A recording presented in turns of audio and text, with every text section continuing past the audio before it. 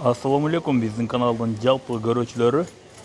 Бүгүн биз Москва шаарындагы Ашан супермаркетиндеги бааларды сиздерге көрсөтүп бермекчибиз. Себеби Кыргызстандагы менен Москвадагы бааларды бир салыштырып көрөлү деп чечтик. Андыктан биринчи эле баштаганда нандарды баштайлыкчы.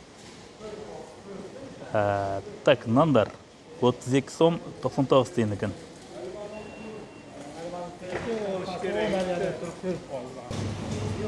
Анан негизинен алганда Кыргызстанда бул дыйканчылык, чарбачылык көп болгондуктан бул жерде бизге азыр сиздерге помидорну тартуулап коеюн.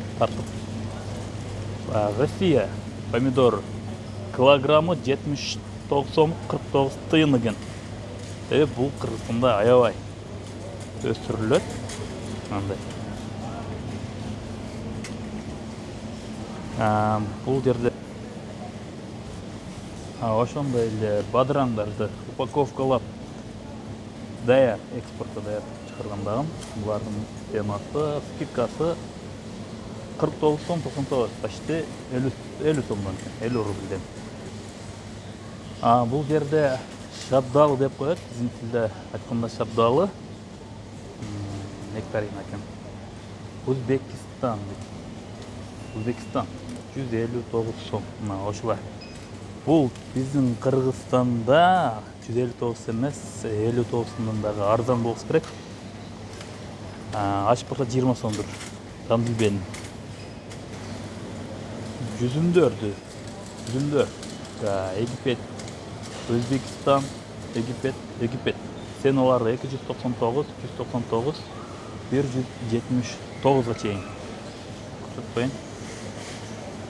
Тугундар, мындай карасаңыздар, ушундай Россия өлкөсүндө эң мындай чоң супермаркеттердин биринде Өзбекстандан чыккан мөмө жемиштер сатылат да. Бир да биз Евразиялык экономикалык эмеге кошулганбыз, бирок биздин мөмө жемиштер жок. Неге? Өзбекстанга бар, Кыргызстанга жок. Биз дагы ушундай экспорт кылсак, өзүбүздүн дыйкандарыбызга жакшы болмок да, мамлекеттин экономикасына дагы чоң жакшы жыйынтыктарды бермек. Бул жерде Турцияныкы бар экен, перси полский весовой 249 рублей. Так, 249 сом. Бул жерде дагы шапталы, нектарины белый, ак 169 сом. İşte 70 сом. Көрүңүздөр турганда. Экономикалык серпештикке Евразийский кошулбаса дагы Өзбекстандын бул жерде дарбыздары, коомдары, шапталы, килас, коом баардыгы бар. Бул жерде дарбыздар Россияныкы экен 29 сом 99 тыйын. Бул килограмм, 1 килограмм.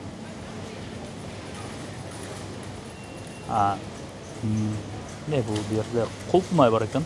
Кулпунайлар упаковка экспорттоого даярдалган 139 сом. Шабдалы Өзбекстан. Кыпыны бар шабдалылар. Бул жерде 122 класс болсо 239 сом. Өрүктөр бул кандай шалакы деп коет. Буларда баткен тилинде, кыргыз тилинде булар шалакы сортундагы өрүктөр торттан экен. Килограммы 159 рубль. Алмалар. Алманын килограммы Чили өлкөсүнөн келген 200 рубль. 199 сом 99 тыйын. 200 рубль экен. Почти. Ушундай. Булар деле Кыргызстанда бар, баардыгы бар. Бирок экспорттогон бир адам жок, же бир бизнесмендер жок. Яблоко голдон сатылган дейт. Молдованыкы. Бул дагы 160 рубльге барабар.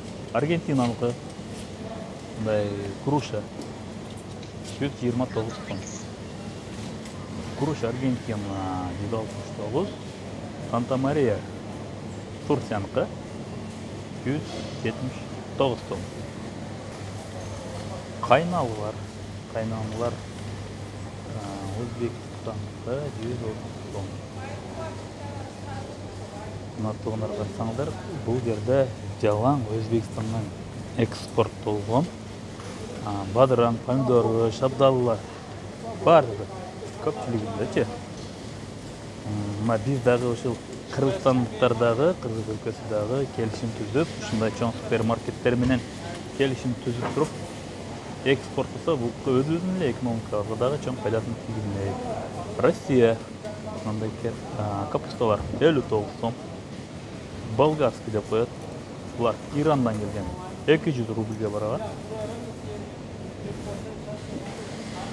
Капуста Узбекистана почти 17 рублей.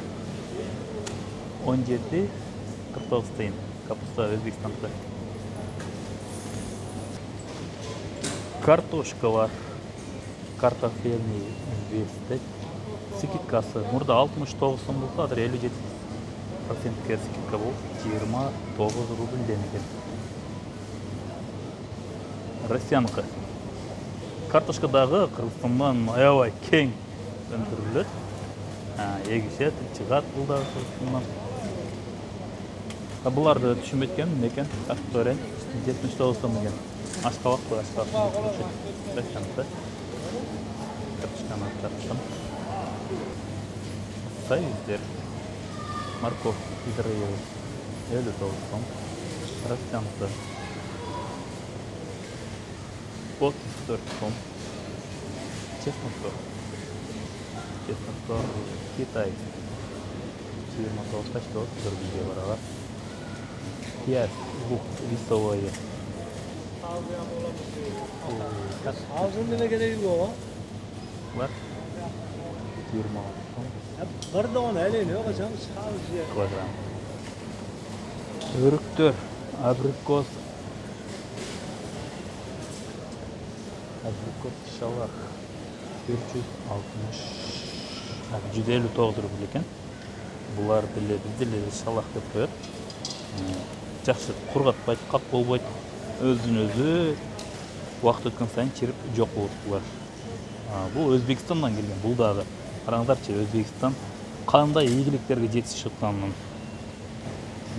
Евразийская кошулбаса дагы бүт товарлары ошол Россияда бар булардыкы.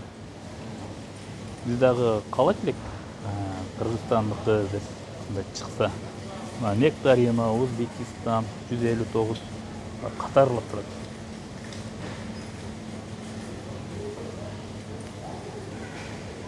Коондар коелук. Коондар 59 рубль килограммы. 60 рубль деп коелук. Россияныкы экен. Тугундар, ушун менен съемканын аягына чыгайын. Себеби мен бул жерде съемка тартам деп атайын даярданып келген жокмун. Ошол эле жерге продукта кылганы келсем, көбүнчөсү Өзбекстандан келген, Өзбекстандын экспорт болгон мөмө жемиштер экен. Ошого биз дагы ошо Россиянын составында Евразийская кошулганбыз. Кыргызстандагы кандай десем, мөмө жемиштерди, картошка, пияз окшогон нерселерди ушундай чоң супермаркеттерге экспортусу Кыргызстандын дагы экономикасына аябай чоң салым кошмок. Четтен кар сурап жүрө бербейли. Өзүбүздүн ишкерлерибизге, өзүбүздүн бизнесмендерибизге дагы шарт түзүп берсе, ошентип биздин мөмө жемиштерибиз дагы ушундай чоң супермаркетте сатылып калмак. Бул дагы болсо бизнесмендерге шарт түзүп өнүктүрүү деп койсок болот да. Ошундай болгондар. Кийинки съемкага чейин саламатта болуңуздар, силер менен коштошпойбуз. Кийинки сөмкө чейин аманчылыкта көрүшөлүк. Суроо жооптор болуп калса, кандайдыр бир комментарийга жазып коюңуздар. Макул? Барыңыздарга ийгилик.